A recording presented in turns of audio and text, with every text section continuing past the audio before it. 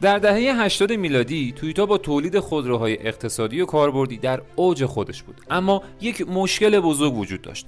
وقتی که تویوتا سعی میکرد مدل‌های گران قیمت‌تری بفروشه، با شکست مواجه میشد. مشتریان آمریکایی تویوتا رو به عنوان سازنده ماشین‌های ارزون قیمت و اقتصادی میشناختند و این قشر ثروتمند حاضر نبودند برای یک تویوتا مبلغی برابر با بنز و بی ام و بپردازند.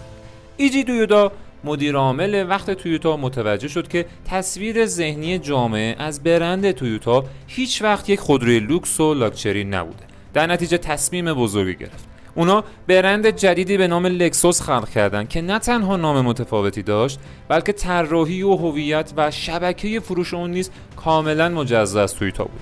ژاپنی‌ها با بکارگیری بیش از 3000 مهندس و طراح با تمرکز محض روی کیفیت لکسوس سرانجام تو سال 1989 اولین خودروی لکسوس رو روانه بازار کردند که در مدت کوتاهی رقبای آلمانی رو پشت سر گذاشت و بازار خودروی لوکس آمریکا رو تسخیر کرد. درس این داستان اینه که تصویری که از خودتون و برندتون در ذهن مخاطب میسازید جایگاه شما رو در بازار تعیین میکنه و داشتن یک برند لوکس با حاشیه سود بالا راز ماندگاری شما در دل بحران هاست.